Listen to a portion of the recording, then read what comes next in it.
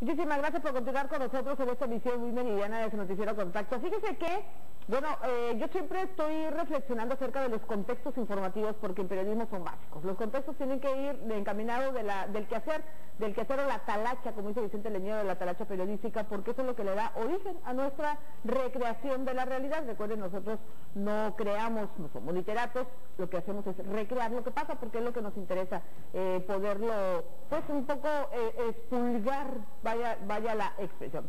Y para eso tenemos pues un analista de cabecera a quien le agradezco muchísimo, como siempre, que esté aquí con nosotros, Cuauhtémoc López Guzmán, quien nos da un poquito o un mucho de luz acerca de lo que está sucediendo actualmente. Las manifestaciones, toda la serie de situaciones que se han venido viviendo, váyame la expresión, bueno, ya hemos estado aquí con él, ya hemos estado platicando con él acerca de la reflexión que se puede hacer, sobre todo él pues, como doctorado que tiene en esta ciencia política. Así es que, Cuauhtémoc, estamos a punto. Muchísimas gracias en primer lugar por estar aquí de nuevo a contar con nosotros, por quitarle un poquito de horas de la comida a la familia para después integrarte a la academia, pero como investigador, como estudioso, acabas a punto de publicar y hacer un ensayo acerca de la lección que nos deja a todos esta serie de manifestaciones que estamos prácticamente a un mes de llegar a su inicio, ¿no? Exactamente, me dio la tarea de hacer una reflexión, un balance de lo que significó en términos, este movimiento en términos sociales, en términos políticos, ¿verdad? Porque es un movimiento inédito, es decir, va a marcar pauta para el futuro y deja huella en la historia de Mexicali en particular y de Baja California.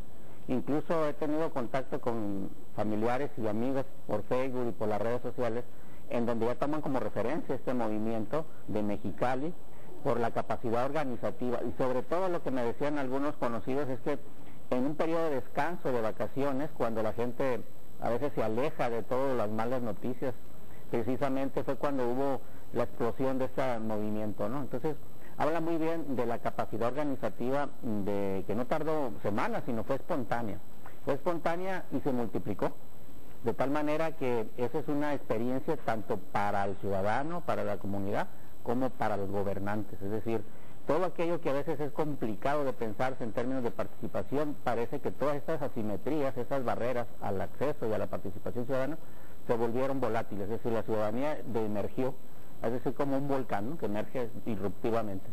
¿Y es posible esto? Vaya la situación, porque sí lo veíamos todos, ¿cómo era posible? Como que se estaba creando una especie de olla de presión, la gente estaba aguantando y siempre nos decían, es que los mexicanos son muy apáticos con respecto al resto del país, como que aquí no pasaba nada, como que aquí había mucho trabajo, derrama económica, no había crisis, la gente tenía trabajo aunque sea mal pagado, pero tenía una forma de escapar, una forma de diversión y incluso de poder cruzar hacia los Estados Unidos para hacer sus compras diversas. Eso te desfogaba, pero de repente todo estalló. Sí, para muchas personas del interior del país, del sur del país, el nivel de ingreso y de vida de Mexicali les da la pauta para pensar que el bienestar general da para que la ciudadanía esté más o menos relajada en términos de su situación.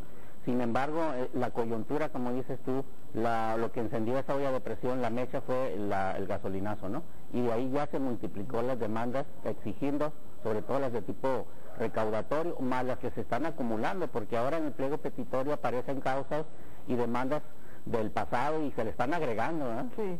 Así es. ¿Qué lectura le das, Cuauhtémoc, a esta situación? Tú, en tu análisis político que haces, certero siempre, ¿qué lectura le das? Se juntaron todos esos factores, un hartazgo de la población, una figura decadente, vulnerable de un gobernante en turno, desde el presidente hasta el gobernador. ¿Será todo eso en una canasta, metemos todos los huevos y eso se revuelve? Sí, así es. La percepción, una cosa es la percepción y la realidad, ¿no? Pero finalmente la percepción generalizada sobre nuestros gobernantes es la ineficiencia, la ineptitud, la corrupción. Y si a eso le aunas esta lógica de recaudatoria, esta lógica de políticas tributarias recaudatorias, entonces todo esto se acumuló, pero curiosamente lo importante aquí es el despertar específico de esta ciudad, porque esto no se replicó a esta escala en otra parte. No está, incluso hoy en medios nacionales decían, seguirán las manifestaciones por el gasolinazo, muy escuetas decían, pero creo que Mexicali es el único que se mantiene en esa dinámica. Sí, a nivel nacional, ¿eh? Incluso pues el ejemplo es, desde afuera de otras ciudades, lo ven como un ejemplo en la trayectoria de lo que significa los movimientos reivindicativos o de resistencia. Y lo más curioso y lo más importante que hay que dejar para, digamos, para la historia, para el pensamiento político, para el análisis político, es la convergencia de distintos grupos, más allá de las identidades partidistas, de las identidades ideológicas, de las identidades sociales, es decir, la convergencia de un mismo punto, es decir, todo se focaliza en una irrupción en base a un hartazgo. Eso es, empieza siendo muy ciudadano, se va diluyendo la ciudadanía, van entrando, emergiendo también algunos grupos políticos, como dicen desde la óptica oficial, Morena lo señalan directamente el secretario general de gobierno. ¿Sí consideras tú, sí se metieron, sí se subieron en esta vorágine los partidos? Y además debería de ser lógico, dado que todos los partidos de oposición, pues obviamente tienen elementos para capitalizar la irritación popular. Es decir, antes los partidos que hoy gobiernan, como el Partido Acción Nacional, eso hacían movilizaciones de descontento, ¿verdad? Movilizaban a la ciudadanía en contra de medidas impopulares. Yo me acuerdo en los 80s, con la política económica seguida en los 80s, y con las devaluaciones que hubo y con las tarifas eléctricas, cómo Acción Nacional movilizaba. Sí, movilizaba a la ciudadanía en contra de esas políticas impopulares también.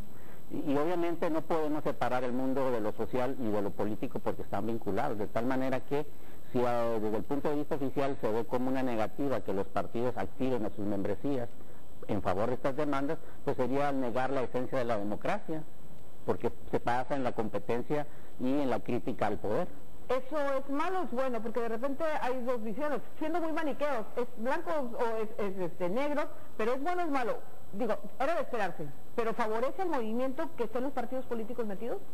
Digamos que desde un punto de vista partidista y desde un punto de vista democrático es la competencia en torno a agendas de políticas y de agendas de gobierno.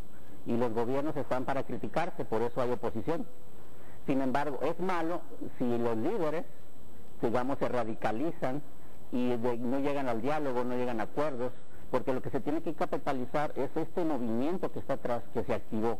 Lo que es malo es que después estos líderes obviamente se vuelvan un poco radicales o se radicalicen a no negociar, a no pactar, a no llegar a acuerdos de lo que la ciudadanía exige, y que entonces después, digamos que el movimiento, los movimientos específicos ya organizados de antemano, estén bajo lógicas solamente partidistas, es decir, que volteen a ver a las demandas ciudadanas.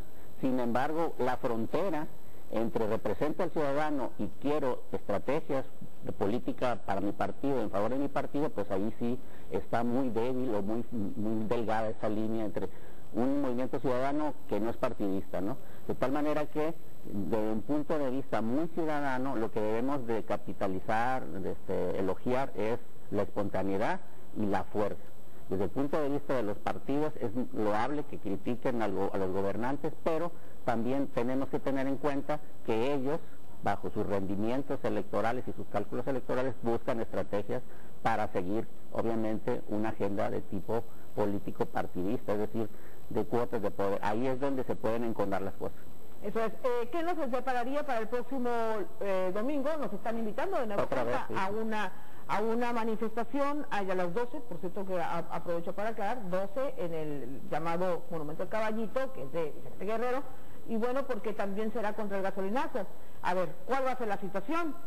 Ya se eliminó el reemplacamiento, se abrogó la ley del agua, no hubo incremento de la gasolina que se esperaba para este febrero, para este día, y por otra parte ya empezó el diálogo. Entonces, ¿qué voy a ir a manifestar? O sea, ¿cómo la ves tú? ¿Qué podría suceder el próximo domingo? Lo que hago en la reflexión que hice en este artículo es que yo señalo que hay dos paquetes de demandas. Las primeras ya se cumplieron casi, ¿no? O ya se detuvieron, ya se dijeron, se dieron marcha atrás. Todas las que tienen que ver con aspectos recaudatorios. Okay. Entonces ya ese primer paquete de demandas ya se cumplió. Ahora hay otro paquete de demandas de tipo político ya.